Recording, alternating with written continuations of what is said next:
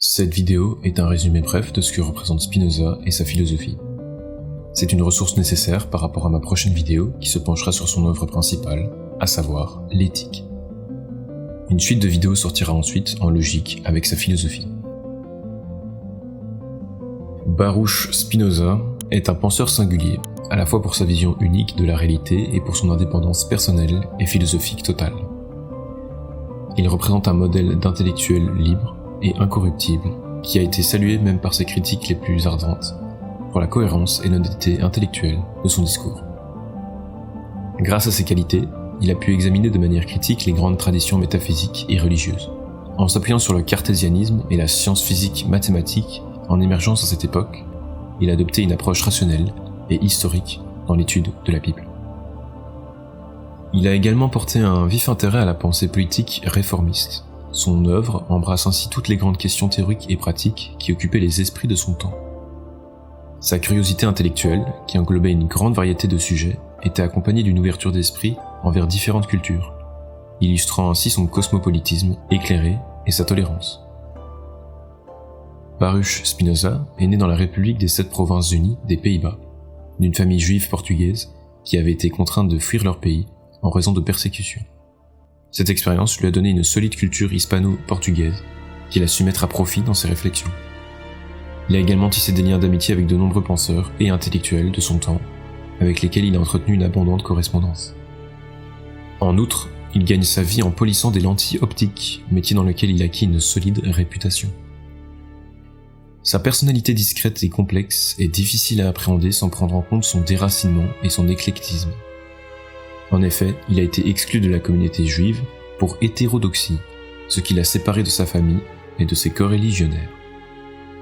De plus, il a refusé de se conformer aux normes sociales de son époque, privilégiant sa liberté de penser avant tout.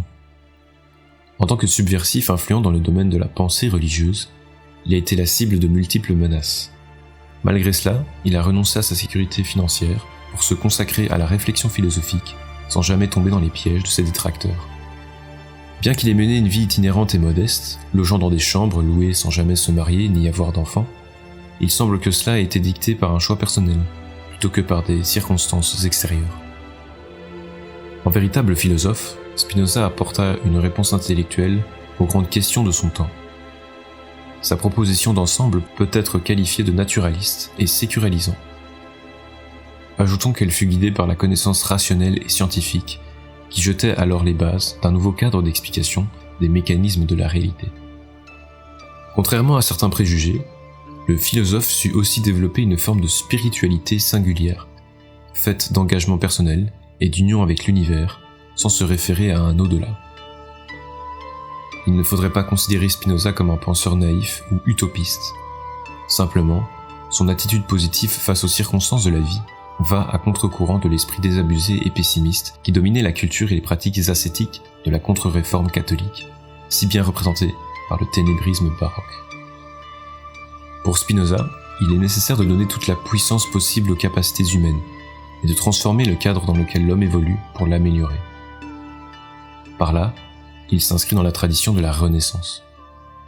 Selon le philosophe hollandais, la connaissance est une caractéristique propre à l'être humain. Elle permet à l'individu de se repérer dans le monde et de comprendre sa place dans celui-ci. Cette compréhension permet à la personne de développer sa lucidité et sa force intérieure, deux qualités essentielles pour atteindre la maturité.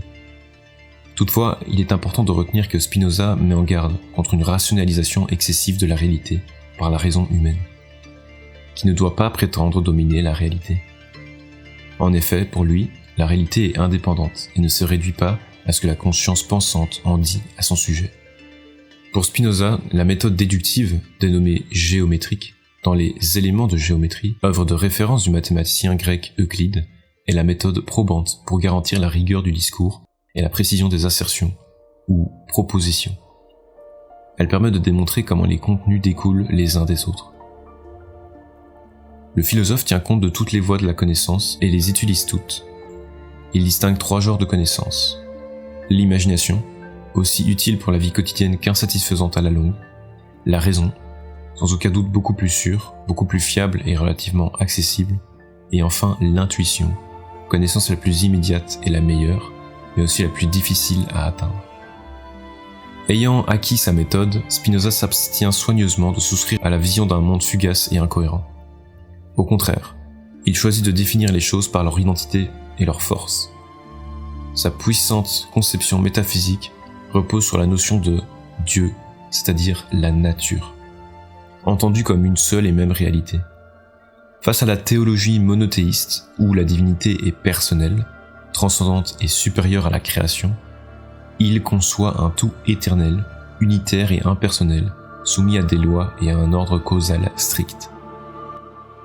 Ainsi s'explique sa détermination à réfuter les croyances qu'il considère comme des superstitions, les raisonnements basés sur l'expression d'une volonté divine, ou encore les exceptions miraculeuses. Son système philosophique repose sur l'explication de la nécessité immuable de la réalité absolue, qui inclut tout et qu'il dénomme substance. Celle-ci est formée d'infinis attributs ou dimensions internes. Le philosophe montre ensuite que les êtres observables et changeants, les modes finis, ne sont que des manifestations de la substance. Ils sont caractérisés par le fait qu'ils participent de la puissance de l'ensemble, ce qui leur permet d'exister et de se développer, encore que chacun le fait selon sa nature respective. Le philosophe situe ici tout ce qui touche à la vie humaine. Plutôt que d'obéir à des diktats moraux prononcés hors de la sphère de l'humain, l'éthique spinozienne propose au sujet d'acquérir la connaissance et la force intérieure qui lui confèrent la plus grande autonomie possible. Il faut pour cela se discipliner et s'engager à apprendre, car rien d'important n'est facile, ni ne va de soi. Cette attitude ne rend pas la vie étriquée, tout au contraire. Spinoza est partisan d'un hédonisme intelligent, qui conduit à se gouverner soi-même et à vivre dans la joie, sans se résigner face aux inévitables aléas. Plutôt que de diaboliser ou de réprimer les passions, comme le font les grandes traditions philosophiques et religieuses, il soutient qu'il faut les comprendre et les transformer en une énergie émotionnelle qui coopère avec la raison, c'est-à-dire en affect qui transforme la personne de l'intérieur. Il s'agit de rechercher le meilleur de chacun, de contester les idées anciennes selon lesquelles l'homme est un loup pour l'homme, et de montrer qu'au contraire, l'homme est un dieu pour l'homme. De fait, vivre en société est la condition qui complète tout ce qui précède.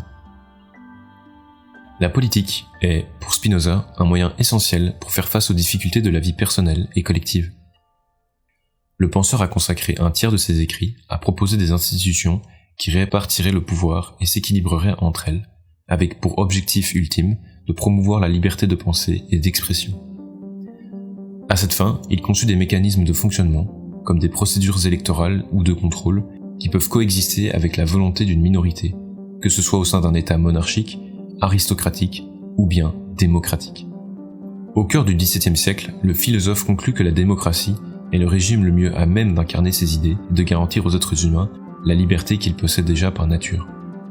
Au cours d'une époque marquée par les guerres de religion, Spinoza prône une séparation nette de l'État et de l'Église. Cette solution est un moyen, pour lui, d'assurer la coexistence pacifique et de réserver l'exercice de l'autorité publique à l'État, ainsi délivré de querelles théologiques. À travers son œuvre, Spinoza peut être considéré comme un précurseur de l'ordre social contemporain à plus d'un titre.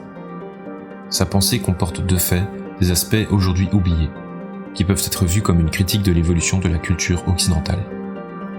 Sa philosophie, par exemple, rejette le calcul utilitaire, l'exploitation des êtres et des choses et privilégie la recherche de la réalisation personnelle.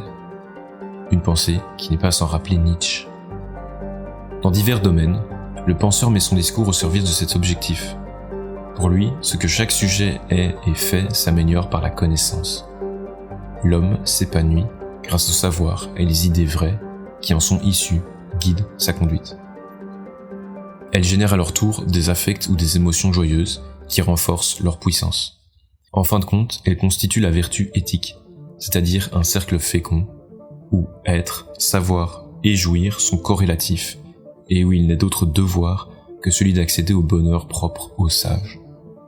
Il est évident que cet objectif n'est pas facile à atteindre car personne n'est autosuffisant.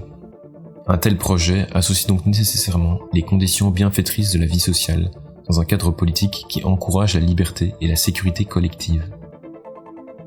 Par sa puissance et son originalité, la pensée de Spinoza eut un retentissement considérable. Elle est une référence parce qu'elle offre une vision du monde Démystificatrice et émancipatrice, annonciatrice des Lumières, la pensée de Spinoza est un retentissement considérable. Au cours des siècles qui suivirent, le subtil naturalisme spinozien trouva son sens dans le cadre des découvertes faites en physique et en biologie. Il apporta à ses disciples une cohérence métaphysique à l'intérieur d'un tout autosuffisant et d'une vision dynamique, qui dépasse le modèle mécanique inerte. Paradoxalement, ce naturalisme consacra la réputation du philosophe au sein du romantisme, qui prétendait remplacer la raison scientifique par l'union amoureuse et intuitive avec la nature. Cette dimension valut aussi à Spinoza l'intérêt des idéalistes allemands. La riche et complexe philosophie spinozienne a continué de remplir ce rôle jusqu'à nos jours, inspirant de nombreux auteurs et courants. Étrangère à la simplification et au sectarisme, issue de la pensée brillante et puissante d'un homme modeste qui conçut un système absolu du monde dans la sérénité et l'anonymat de sa chambre, elle autorise diverses lectures et révèle toujours des éléments stimulants.